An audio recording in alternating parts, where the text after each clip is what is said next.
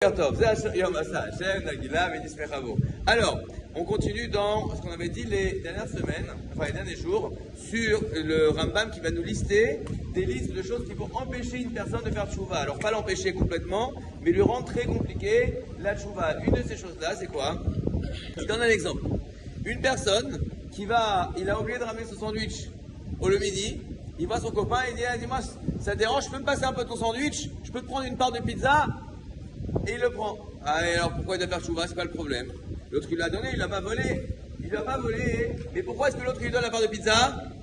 Parce que c'est l'onaïm, quoi. Il peut pas, quoi. Il m'a demandé. Et je lui ai dit non, prends. Mais en fait, au fond de lui, il voulait pas lui donner, il avait pas assez pour lui mettre. Ah, et pourquoi est-ce que ça, pour ça, sur ça, les gens ils font pas de tchouva? Ils font pas de tchouva, hein, parce qu'en tête, ils disent regarde, si vous voulez pas, il avait qu'à me dire non. De là, on apprend une règle fondamentale. Et il y a toute une catégorie de fautes sur laquelle pourquoi on ne fait pas de tchouva? Parce qu'on a l'impression que c'est pas grave. On a l'impression que c'est pas un problème. On a l'impression qu'il avait qu'à. C'est ça que je viens et je redis la chose suivante. Pour arriver à faire tchouva, c'est pas juste de dire, je dis j'ai fait tchouva. Il me dit est-ce que tu as fait tchouva? J'essaie de faire tchouva tous les jours.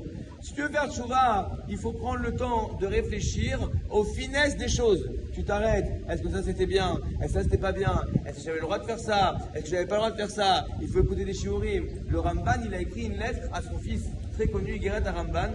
Et dans cette lettre, il dit une chose à son fils. Il dit, écoute bien mon fils.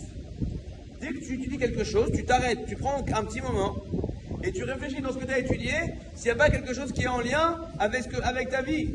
Peut-être tu vas étudier un truc là-dessus, tu vas dire, ah mais moi je fais pas ça. Ah, il a parlé de ça, mais moi je fais pas bien ça. Ah, il y a ceci, mais ça peut être un problème. Il faut arriver pas seulement à prendre les choses telles qu'elles sont, il faut arriver à prendre ce qu'on voit autour de nous et ce qu'on apprend et arriver à le traduire dans nos existences pour être capable de voir les manquements qu'on a pu avoir et faire tchouva dessus. Vous êtes une très belle année.